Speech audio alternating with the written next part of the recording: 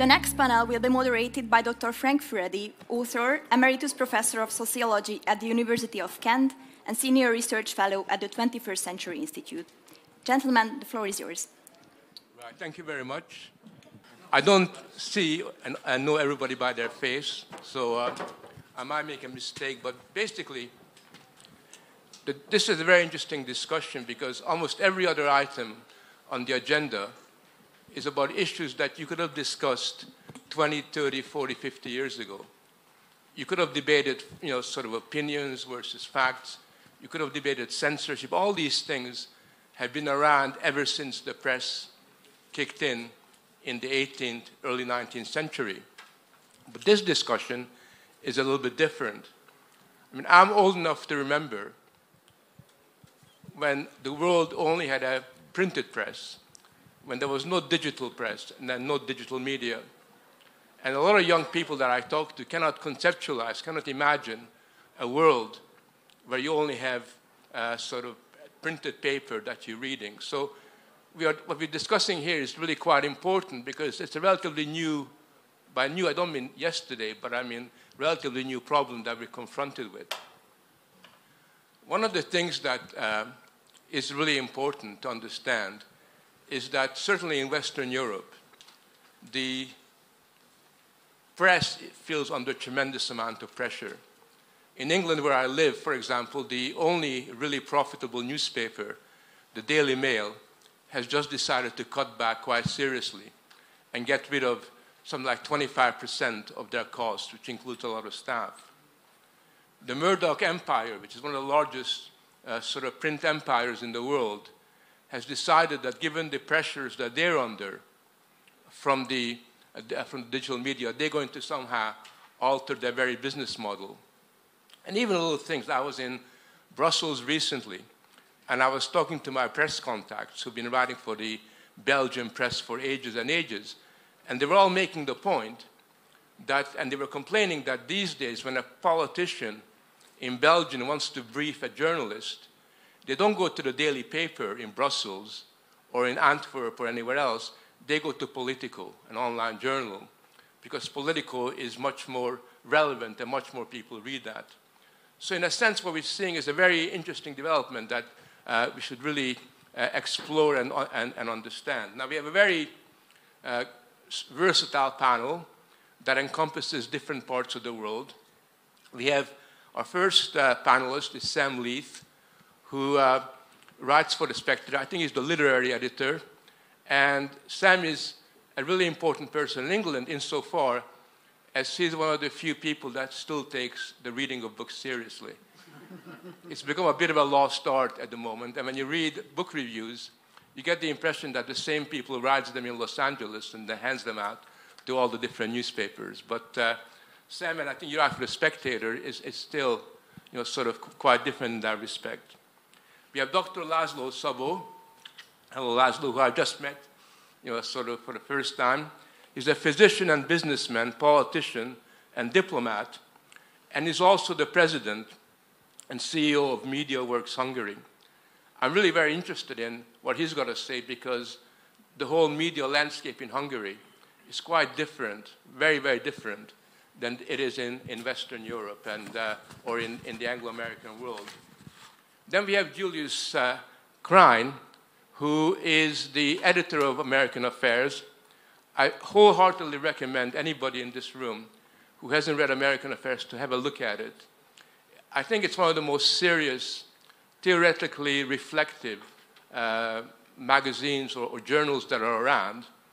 And I remember there's an article that either he wrote or somebody else, which is really about why conservatives don't have to be losers. There's no need for conservatives to become a caricature of themselves, which I think is something that people in Hungary should really have a look at and understand the kind of challenges that conservatives face in the period ahead. Then we have Michał Karnowski. I don't know if I pronounced your name properly. Yeah. Yes, Michał Karnowski. And as a journalist, publicist, and author of books, he's the co-founder, board member, and editor of Fratria Publishing House, which I think is located in Gdynia and Warsaw. And he runs the largest conservative weekly Sieki. I don't read Polish, so I can't really comment on the quality. Network. It's a network, right. And then finally we have Alexander Marguier, who is the editor of Cicero, I believe, is that right? Cicero is a really important conservative magazine in Germany, and I know every time I go to Germany, people always tell me, Frank, you got to read this issue or that issue. Or they complain, Frank, why don't you write for Cicero? Sort of, what's stopping you? So it is a very important sort of publication. And for those of you that speak German and can read German, it's something that you should have a look at on a regular basis. So the question I want to ask people, I'm going to sit down now. The reason why I stand up is I'm a professor, and professors feel uncomfortable sitting down. The first question I'd like to sort of ask is, to what extent, how much pressure do we think journalism, the press is under from digital technology and the digital media? And secondly, related to that, is that pressure good or bad on balance? Because a lot of people seem to simply say that it's bad. But I know, for example, that in England and in many parts of the Anglo-American world, I tend to read more online journals and online magazines and publications than I do offline, because sometimes they're better and they're more interesting. So, what is the pressure you feel that the press is under, and evaluate it in terms of what do you think on balance, this is good or this is bad? Sam, what do you think? Yep. I tend towards the gloomy view that the pressure that we're under is considerable. In the sense that there is more competition, there are more outlets, there's more plurality. That's a very good thing. The problem, I think, with the explosion of digital journalism and the effects of the internet on the sort of publication that I write for and the traditional print media, the problem is, to me, is all about money. It's the fact that we used to have a model where what paid for print publications was display advertising mostly, rather than subscriptions and who'd read it. And because that has all migrated off to the internet, there is just a smaller and smaller pie that we're competing for. And that means that the expensive parts of news, some of which I think are the important parts. Frank, you were talking about the importance of, covering books, or about American affairs, publishing something theoretically rich and thoughtful, or the sort of reportage that we have traditionally looked to for, sort of big investigations and that sort of thing, that there's a great deal of what I think, if we think that journalism can aim higher than simply reproducing the latest Kim Kardashian breaks the internet meme, if we think that there is a value to journalism that isn't simply determined by how many people are willing to click on it, there's a slow burn, there's something that's either analytically rich, more thoughtful, contains, hard to find or hard to interpret or hard to assemble new facts, investigations, news, statistical analysis, all those sorts of things. They are very, very expensive. They tend to be slow. They will have an effect, not to be the things that are a kind of one click away. Those things are harder to come by, and most of them do require professional journalists of some sort. I know we've heard a lot of, rancor against the idea that journalists should be professional and accredited, and it's great that everyone can be a citizen journalist. That's wonderful, and we're finding new ways of incorporating that. But actually, I think we need to find a way of getting the money somehow to pay for the more difficult things. And I think that's the pressure that the collapse of the business model is putting on us, and I think it's a bad thing. Don't you think that these things that you're describing already kicked in before digital journalism took off? What in terms of the collapse of the business model? Well, yes, the death of serious investigative journalism. I think they've been under pressure. They've been going down. I think there's a lot of, this is a long-term decline, and it's not a simple picture. It's not simply, old media, mainstream media people complaining, back in the day we used to be well paid and we used to be able to do these fabulous things, and nowadays these young children are putting stuff on the internet and we can't make a living anymore. There's a bit of that. Actually, there's been wonderfully impressive ways in which old media or legacy media has adapted, I think. and has used some of the resources of the internet. I mean, the way that some data journalism is being done now often kind of relies on citizen journalists. You know, they've outsourced a lot. There's a lot of creative stuff, and there's a lot of complexity in it. But I think, for me, the bottom line is simply, as the money vanishes, the temptation to downstaff, to, you know, go in a very disaggregated way for the clickbait, in the sense that, you know, traditionally, like a newspaper or a magazine was sort of like buying a box of chocolates. You know, it contained all different sorts. You'd have the showbiz, and you'd have the news, and you'd have the, you know, court social, and you'd have the crosswords. And there was a sense in which they would cross-subsidise each other. You know, the stuff that people wanted to buy from the tabloid front pages, you know, they'd say, oh, great, this is a picture of X with her clothes off. And that helped to sell the newspaper, helped to make the money, which in turn helped to fund the serious work it was doing. Whereas now with the box of chocolates, because we've got this disaggregated, you click on this article and the management can immediately see who's clicking on that article rather than who's buying the whole newspaper. Essentially, the customer goes into the shop, opens the box of chocolates, takes all the toffees out first, closes the thing, just goes to the thing, pays 5p for the toffees, and you're left with a box of chocolates full of all those horrible kind of, you know, the coconutty ones that nobody likes. And, you know, I want to speak up for the coconutty ones that nobody likes. I mean, a book section, for instance, right, which is what I do. You know, in the Telegraph, I used to, every day the management would say to me, why do we pay for book reviews? Why do we give them lots of space? You know, we don't make money directly off them. And I would sort of say lumberingly, well, they're kind of part of the package. They're part of the civilizing thing of the whole newspaper. And the stuff that, you know, everyone only really buys it for the travel section. It only makes money for the travel section. But that helps to subsidise the rest of the paper. I think you need to see things as packages a bit. Right. László, what do you think? First of all, I like coconutty truffles. And you're a monster. Yes, I know. Pluralism, right? I completely agree with Sam. I think, since you mentioned that you are very interested in the Hungarian landscape and what's going on here, I think we have not changed our business model yet completely. People still buy papers here, and they read paper. Only 27% of people read newspapers, so it's declining, constantly declining, but it's declining slower than it was predicted 5 years ago, 10 years ago. So that's the good news. The bad news is that people are still not prepared to pay for news on the internet. So the other leg of the business model has not been really created yet. There are a few outlets who have paywalls, but they are not successful yet. Obviously, it's coming, but it's a very slow process.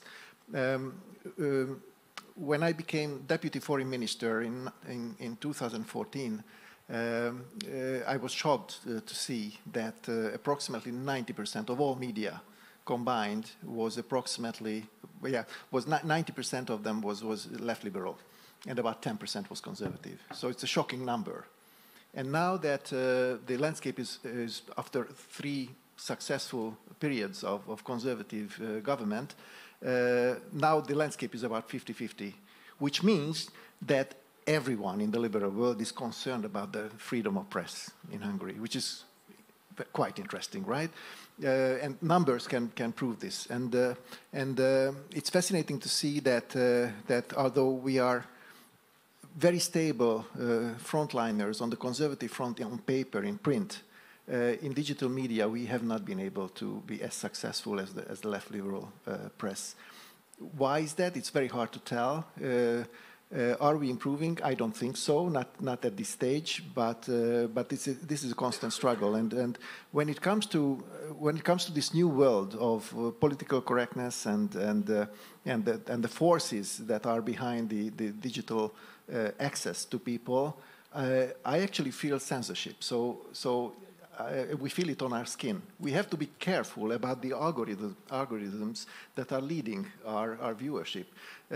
So even if we have very strong organic presence in the digital media in Hungary, a lot of our viewers and readers are driven to us by the big ones, Google and Facebook. And if we are not careful enough, we are basically losing that type of support. And so practically our algorithms are driven by their algorithms, and we have to be on the defensive all the time. And it feels exactly the same as it was in the 70s or in the 80s, when we had practically one voice that had to be heard, and there was very strong censorship, and you had to listen what you say. And if you use one wrong word, and you're out. And this is still happening today, or it's happening again, let's say, at least in the digital media. So I can elaborate more on this if you want, but I clearly could define this as digital censorship globally, even if we write in this very hidden language called Hungarian. I think that you raise a very, very important point. And there's a big challenge as to how you neutralize or minimize the consequences of this, because there is this subliminal power. I know myself that very often people tell me that whenever they tweet one of my articles, they get a warning sign coming up. Are you sure you want to read Ferredi's article? You know, blah, blah, blah. And I don't know who the guy is that tells people not to read my articles, but this is the way of the world. Yeah. Julius, how do you see the situation? Well, I would just note, first of all, that American Affairs, we started it in 2017. And sort of took the view from the beginning that there was no way to run a sort of viable business in the media. So we set it up as a donor-supported organization. And that brings with it its own set of problems, very important problems. But for American Affairs, it's different than I think it is for a lot of more traditional or conventional media with the economics. What I would say on the larger problem is actually, I think we had kind of a two-step change. And going back a bit further, really the advent of cable news, I think, is an underappreciated development, because all of a sudden the news became something you had to market as a product and find an audience for it in itself. And what you saw, it was turned into sports. And right now, if you watch an American election coverage, it's almost exactly the same as an American football game coverage. The set looks the same, the desk, the panelists, they draw on little boards. It looks exactly like coverage for a sports event. And similarly, the direction of that coverage is all about this kind of very contained partisan clash between one side and another. And that model works. And then I think when you had the digital age come in and social media come in, and all of a sudden all the advertising was gone, now all you had was the sports model to drive traffic and bring in subscriptions and motivate an audience. And I think that's where we are today. And what's missing, at least from where I sit in the somewhat rarefied world of quarterlies, is on the one hand, or the problem with the sports politics as sports coverage is that essentially everything has to be pushed into a very simplistic binary left versus right clash. So on the surface, it seems like there's this vibrant, if not overly chaotic, political conflict happening. But in fact, all of the issues that don't fit into this clash are not being treated significantly or intelligently.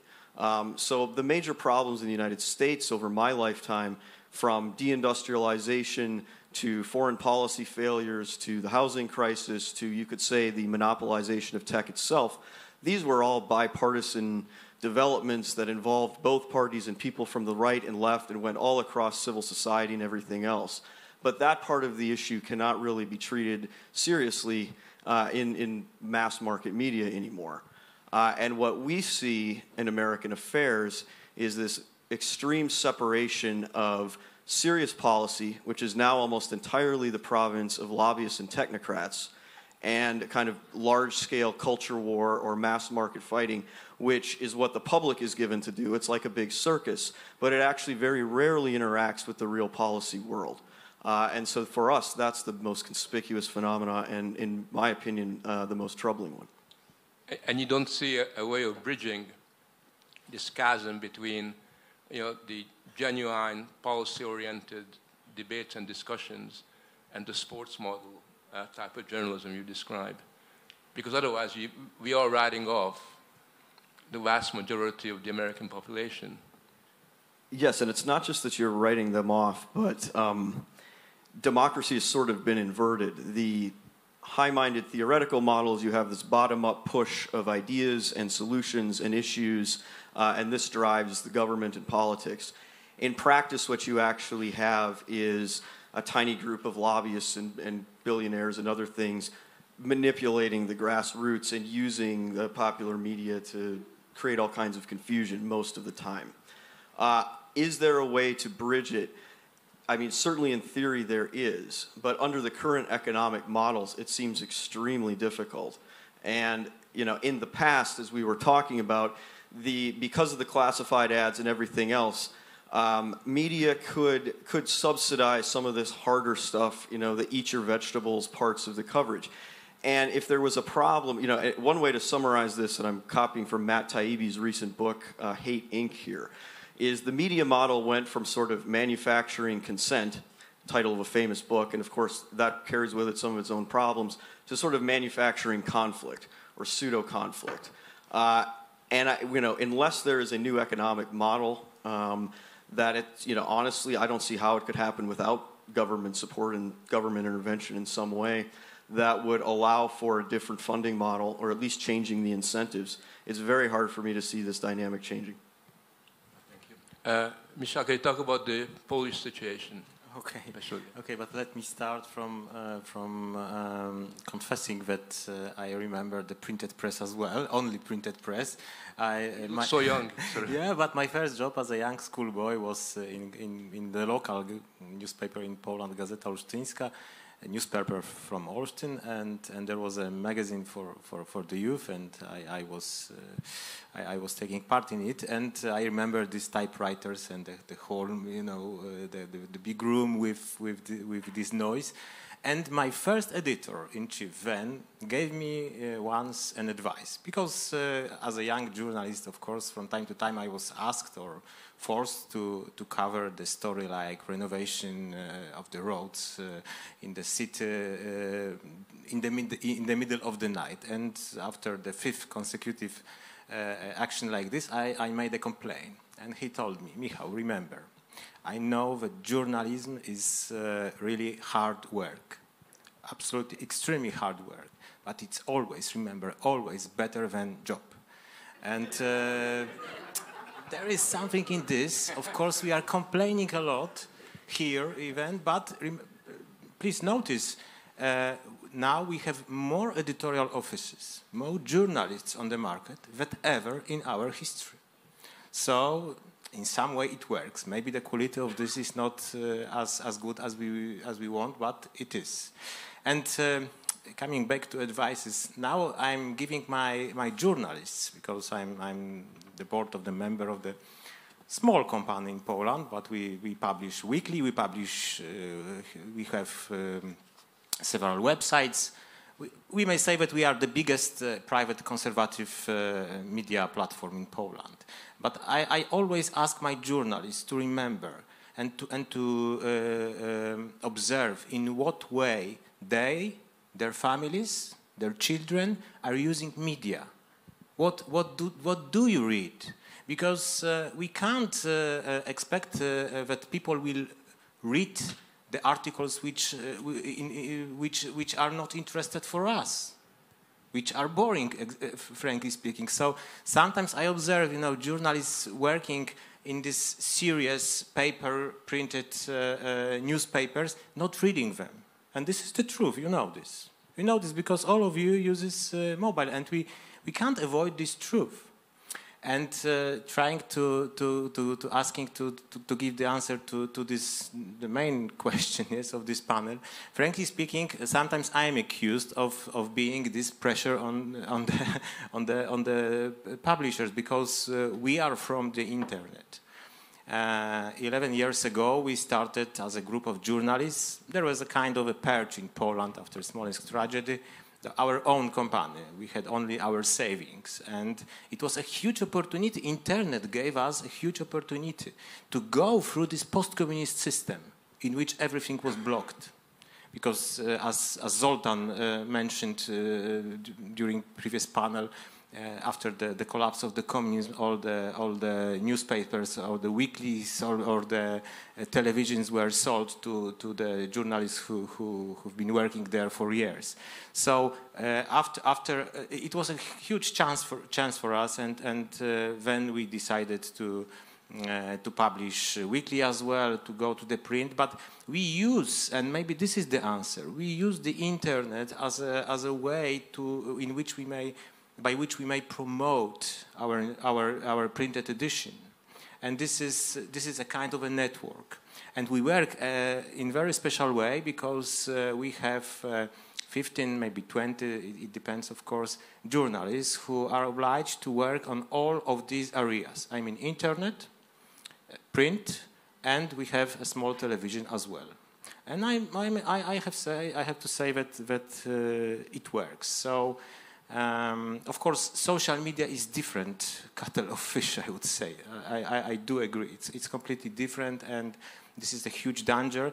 From my point of view, especially the fact that people may publish their opinion anonymously, which is this is the real breaking with the rules of our civilization, that you have to take responsibility of your words.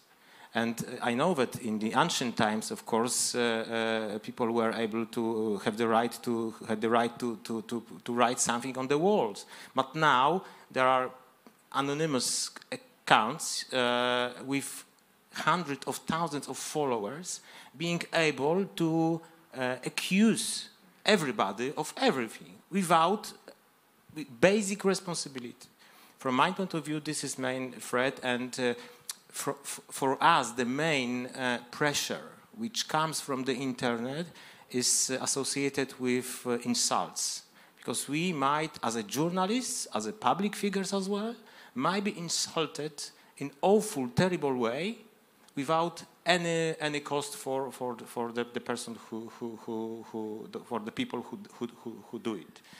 So this is my point of view. Maybe this is specific because of this history.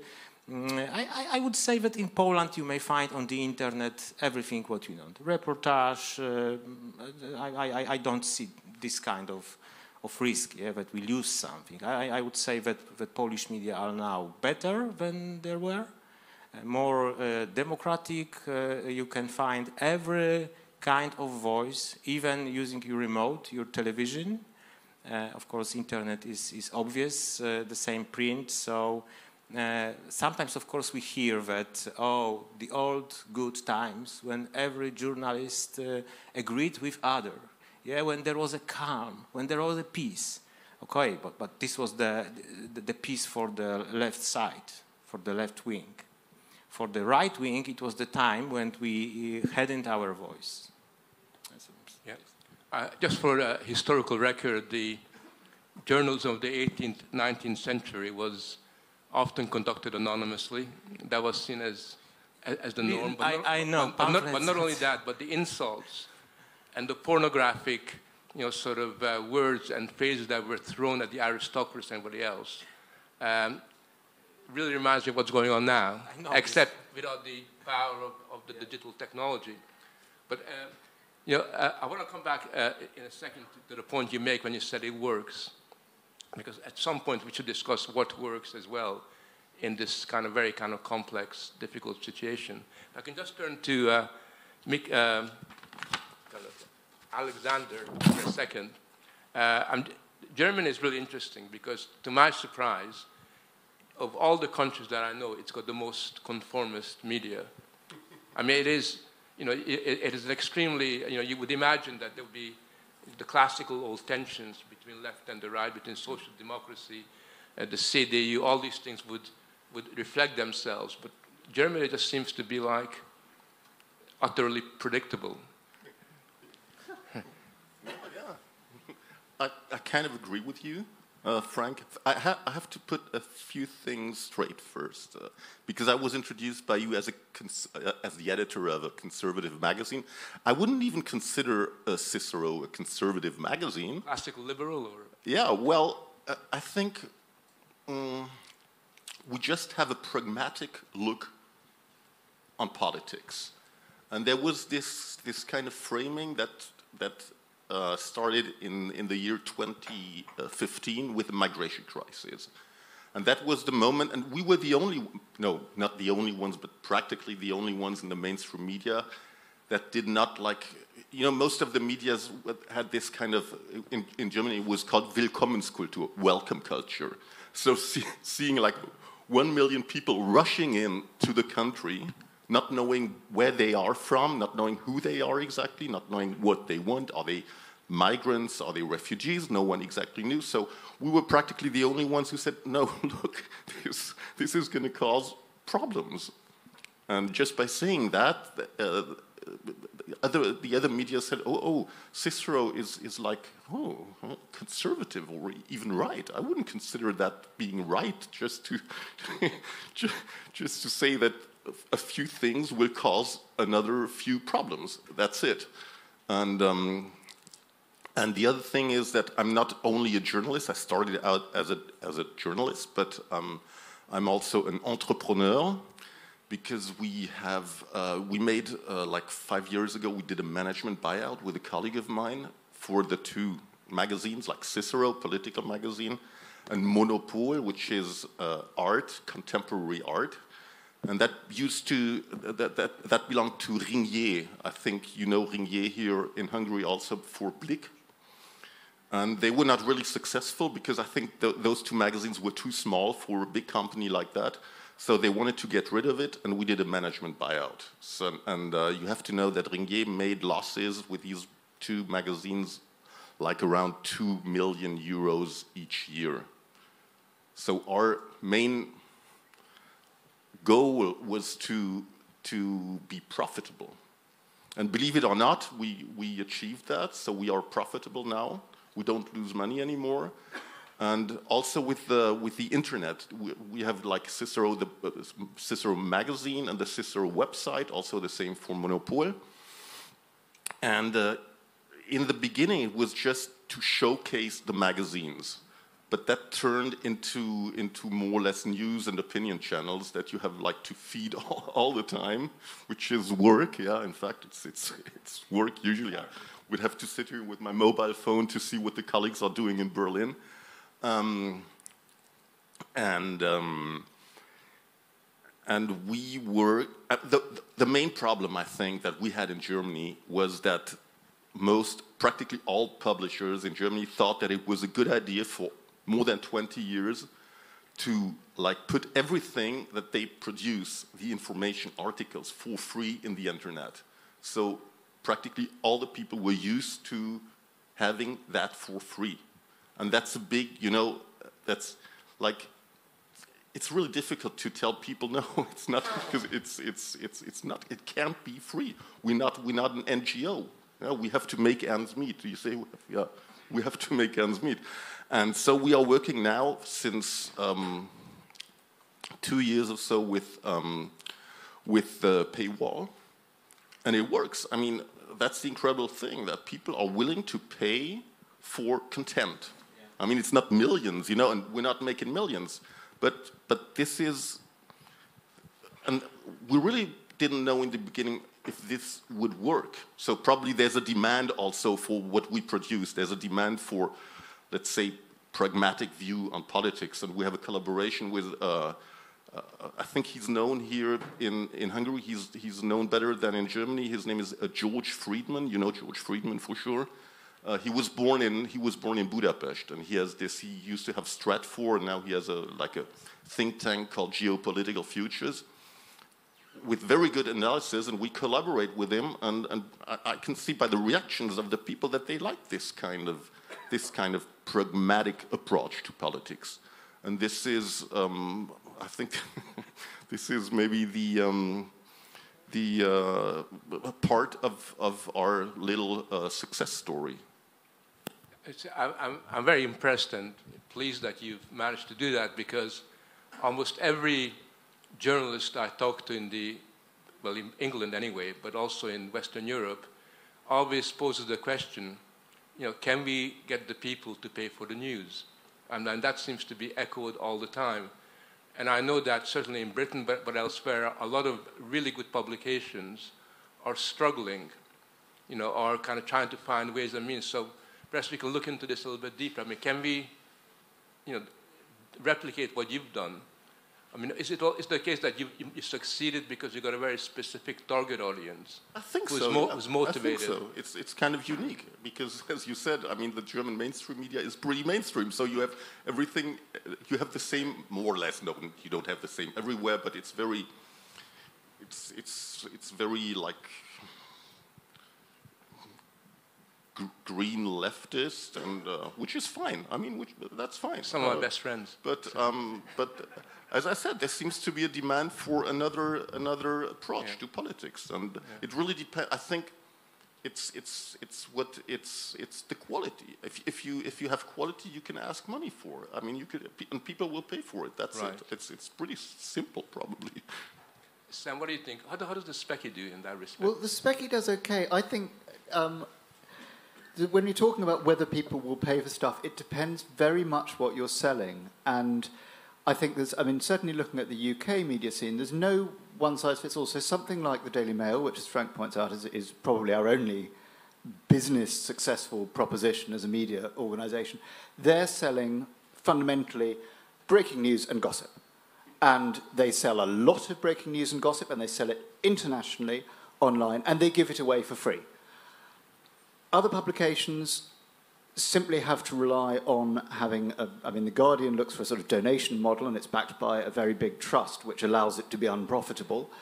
The Spectator's doing something different. I mean, the breaking news problem is, of course, back in the day, if you got a print exclusive, you got this fantastic story, you'd been working on it for weeks, maybe you'd paid a fortune to secure it, and you had it for a whole day and people would buy your paper to get it. Whereas now you put your exclusive on at 11:59, it's 11:59:01, every other site on the internet has scraped it and spread it across social media and stolen it. There is no exclusivity, there's no value, exclusive value in news. So news is very hard to make a profit from, unless you're a very efficient and prominent news aggregator. Analysis is a bit slower and a bit more valuable, and that's why, for example, The Spectator, which is a weekly magazine and which puts its emphasis, all of our internet stuff is trying to push people to subscribe to the print magazine, and that makes it modestly profitable because it seems to work. But of course, a daily newspaper doesn't sit on your coffee table for a week. Something like the Financial Times actually can get away with charging quite a lot, and it does, and I think it profits from that because in our country, it's considered, whether rightly or wrongly, the business paper of record. The analysis that it offers is considered essential to people who are doing their jobs, and they don't really care how much they pay for it because they're not paying for it, the company that employs them is. And from the company that employs them point of view, if it's £2 or £3 as a cover price, it can probably sustain that. So all of these models are different. But in terms of the sort of actually making profit, it seems to me that, people used to moan about there being, crazy billionaires who owned newspapers for vanity. People were always sort of, my old boss, Conrad Black, who in the Daily Telegraph, people were saying, he's a just media baron, and he's what we want is some sort of democratic thing. Really not. The only thing that keeps a lot of newspapers and publications going is crazy millionaires or hedge funders. So Unheard is run by a hedge fund. The Guardian has a huge trust. I mean, most newspapers lose money, and so what you need is people who are willing to subsidise them out of vanity or whatever it is. I don't care. We need more crazy millionaires or donors, as Julius puts it. Yeah, I mean, that's more Russian millionaires as well. Thank you. I mean, that's a very important point because we now have this phenomenon in Western Europe where a lot of very rich people, sort of hedgies and other kind of billionaires, are trying to gain prestige and authority by buying up the media and legitimate themselves and legitimate their economic activity by coming across as concerned citizen journalists. So I think that's a very interesting, and it's very good for journalism that kind of money comes into there. I don't think that's the case in Hungary, is it? We don't have a lot of rich people doing that? Or? Unfortunately, no. But actually, our entity, the Mediaworks and the related companies are owned by a foundation, actually. So, and the whole idea is that, first of all, we have almost 300 titles, so it's quite multiple of pieces of mediums, and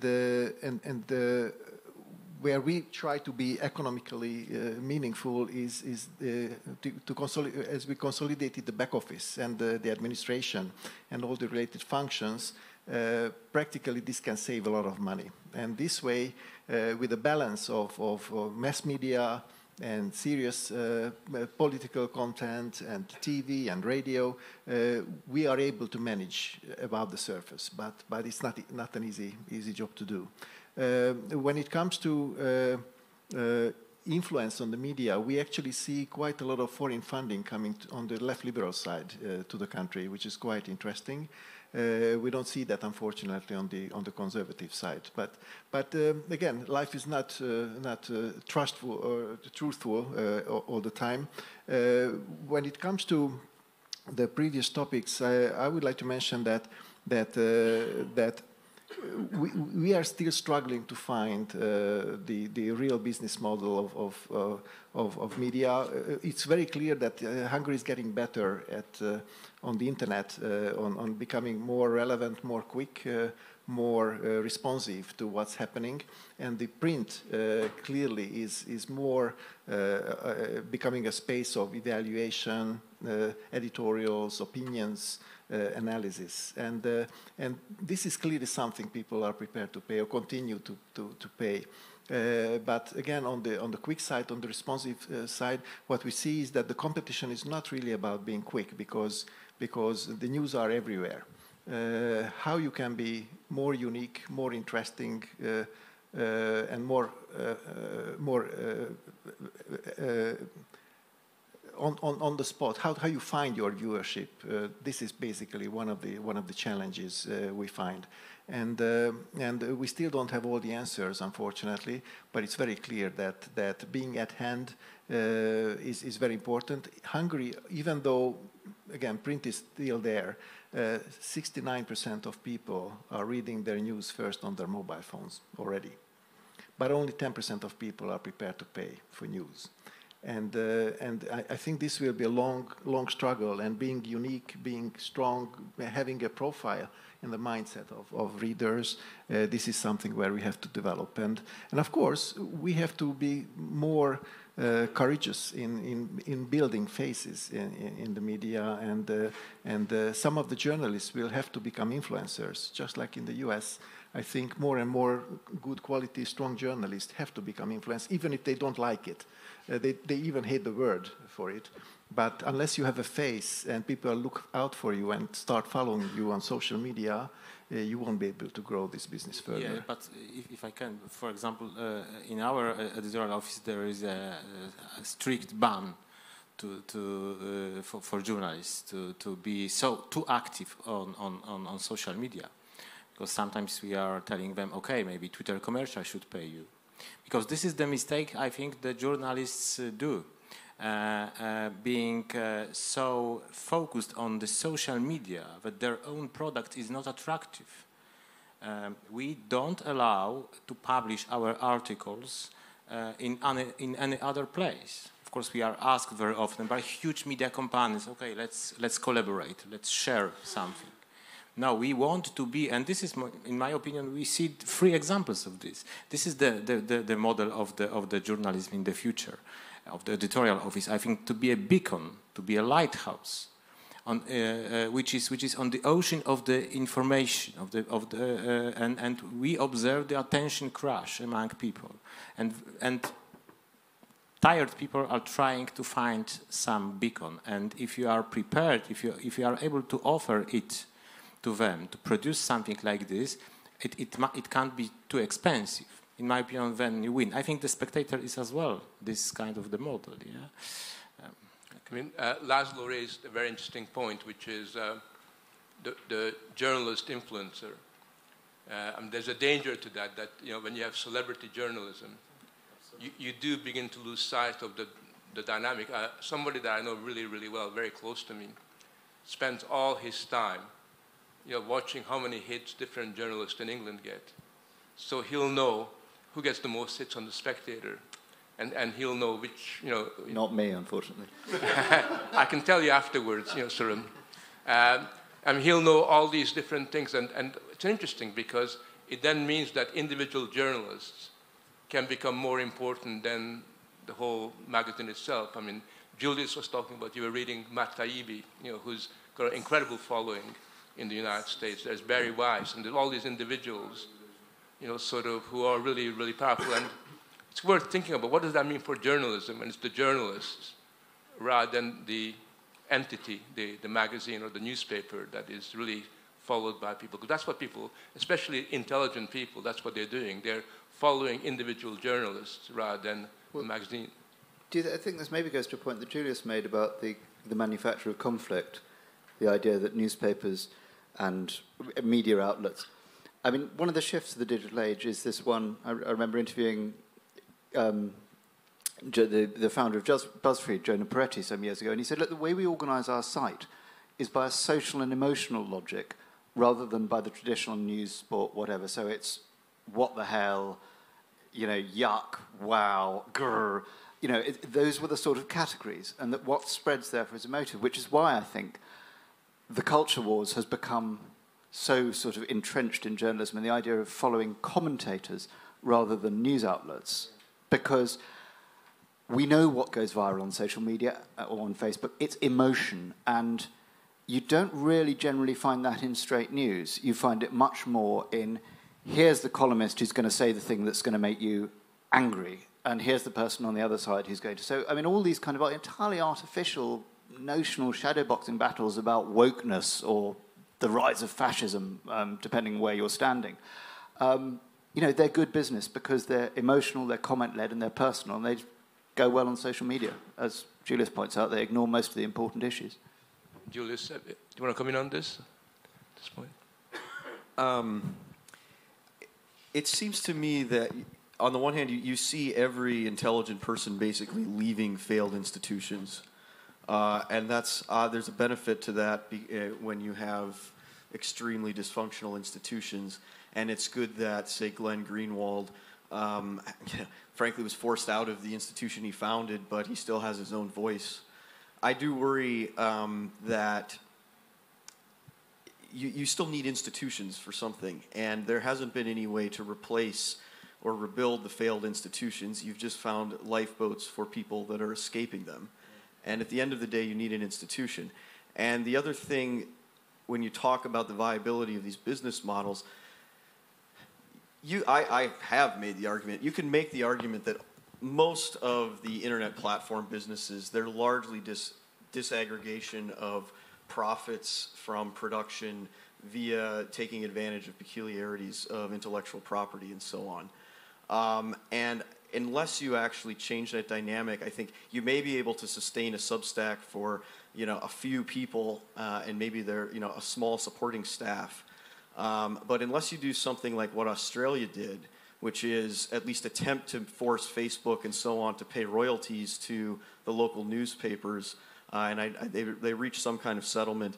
You have other instances around app stores in South Korea and some states in the U.S., but until you actually are able to break up the business model that has sort of led to this disaggregation of serious content production from the profits, what was discussed earlier, where you can break a great news story, it's going to be on Facebook and every other place in 1 second, and they don't have to pay anything for it.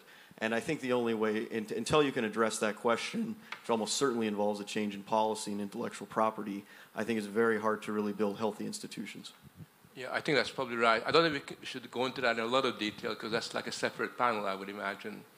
I got what I think is probably the most important question, certainly for me as a sociologist, which is really the big question is, to what extent and how has the audience or the readership changed by the kind of shifts in the media logic that we've been discussing? Given the kind of media landscape that we have, sort of what would you see as being the really important changes and shift that has occurred in terms of the audience or the readers that you're trying to deal with? Or is it just more the same? So we're talking about everything from the very segmented character of the readership, the very polarized audiences that have evolved, all the way to László was saying that people read their news on the mobile phone. What does that mean for the reader? what is the reader now compared to what it would have been in the high time of the 1950s, 60s kind of journalism, when everybody was walking around with a newspaper. Maybe I can kick off and then tell you what's going on in Hungary. This could be a good starting point. I was actually very surprised to read last year a survey or an analysis by Nézőpont Foundation, and they basically investigated the pluralism in Hungarian media. And it turned out that more than 85% of people read the left liberal media, and more than 85% of people read the conservative media in Hungary. So practically everyone reads everything. And the sources became multiplied. So maybe 20 years ago you subscribed to one paper or two papers or three if you were highly educated and very interested. Now everyone reads everything. And of course you have your favorite websites and sources, but practically people like to fact check and see what the other side is saying. So many times we say that people are only looking for justification of their views, or that is already framed, and then it's being maybe influenced by some great journalism. But practically, people try to be objective. I think there's a natural desire of people to read objective media, and they feel the bias on both sides, and many times they are absolutely confused, and they are just curious. So I'm very happy to say that in Hungary, people read a little bit of everything. Well, that's good news, definitely. Any other views on this or opinions? I've noticed two things. The first is a great narrowing of the target audience, and I would even say, if your real interest is kind of concrete policy, and what we spend a lot of time on is things like industrial policy. If you want to do things like that, you actually can avoid social media and all of that, because the mass public has no real say in the policy formation anyway. And in fact, I think it's kind of conventional wisdom now in policy circles that if you really want to get something done, the last thing you want is for any public to notice it. At the same time, the phrase newspaper reading public used to be kind of a euphemism for educated, upper middle class, professional types. And what seems to me is like you've seen an incredible dumbing down of that class in particular. And in a way, when people talk about the problems of the managers and managerialism and post-ideology, what you really see is actually that class has become incredibly stupid and focused on these very narrow cultural conflicts, and is no longer actually has any expertise, is not very good at managing anything. And so if you compare, say, Foreign Affairs, major U.S. bi-monthly, I guess, compare an issue of that from the 1960s or 1970s to today, the one today looks like a tabloid by comparison. And you can go down the line of most of the other ones. So in your actual upper middle class, highly educated, at least that's the way they present themselves, I think you've actually seen an extraordinary dumbing down of most of these subjects. Thank you. Any other opinions on this? No? I just one sentence. I think that but it's worth emphasizing that now people consume more high quality journalism than ever. This is and the media platforms, and I know influence people who are influential produce more than ever very interesting content as well. But I think that we should be aware of the fact that the society is not wiser; it's more stupid. Yes, just basic things like values like borders of the country are undermined. But I think that this is not due to the media. I think that the media has nothing to do with this. We are a part of this process. How to call it? How should we answer? I think nobody knows, frankly speaking. Well, I do. It begins in the universities, but that's a different story. Alexander, and then if you could gradually be kind of not be very long because we're running out of time. No, I don't speak very long at all. But I think two things might be interesting. I think that if you want to be successful as a journalist in the future, you have to make some kind of a brand out of yourself. People have to know, I mean, like an archetype. Okay, this is the mean conservative, and you're gonna be angry if you read it, or this is the smart liberal, and so you really have to make a brand out of yourself, which I'm not very good at, but we have to find colleagues who are able to make brands out of themselves and to be featured in the political talk shows. This is important too. You have to be in the talk shows, at least in Germany, because many people watch these political talk shows. You have almost one every day, and it's just for the awareness of your magazine, it's important to be there, to get invited. Second is, who are the readers? And we just made a study about the Cicero readers, and that's quite annoying, because then you get to know that, okay, yeah, well, your readers are like, the average age is like 48, okay? And yeah, but very young. But what do I do with this information? Or many readers of Cicero are interested in ice hockey, and the average reader of Cicero is willing to pay, I don't know, 35,000 euros for a car. Okay, but what, you know, if you put up all these informations together, you don't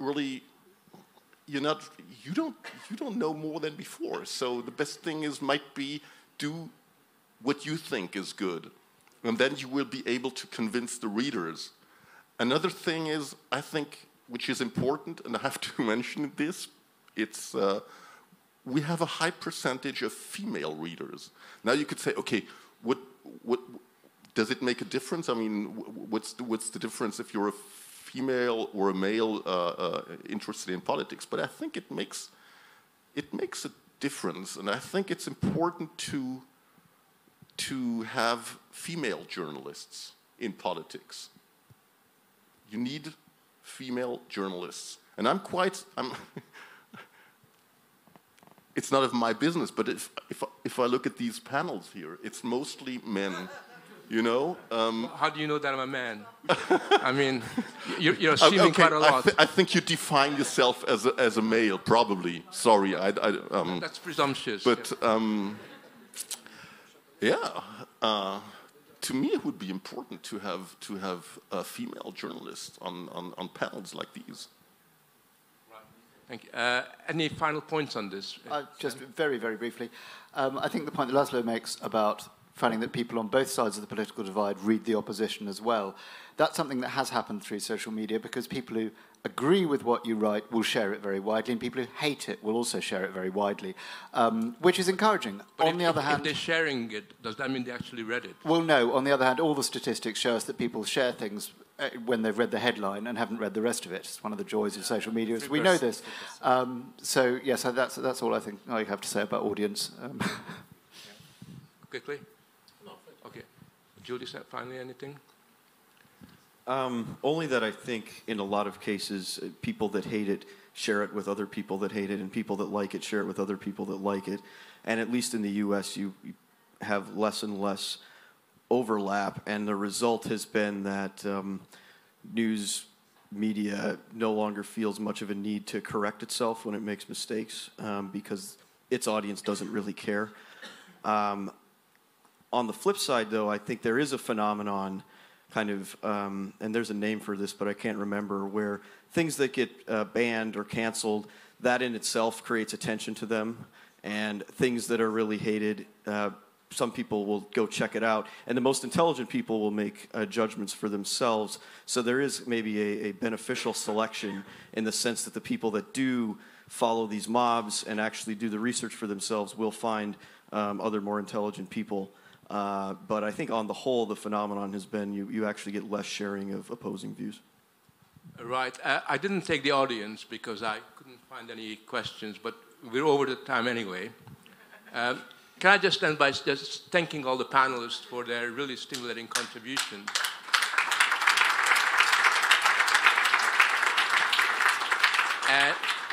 And one bit of good news, because you can get a little bit depressed from what you heard here, which is that if you look back over the last 200 years, in every single era, without exception, the percentage of serious readers, I mean, the kind of real readers, was never more than 15% of the population. And that's even at the high point of the interwar period, the early post-war period. So even at that point, the struggle for readers and the struggle for maintaining high levels of content was always there. And I think it's just assuming a different form today. And we shouldn't get too pessimistic, but what we should be doing is what some of these guys are doing, is writing really, really good stuff. Thank you.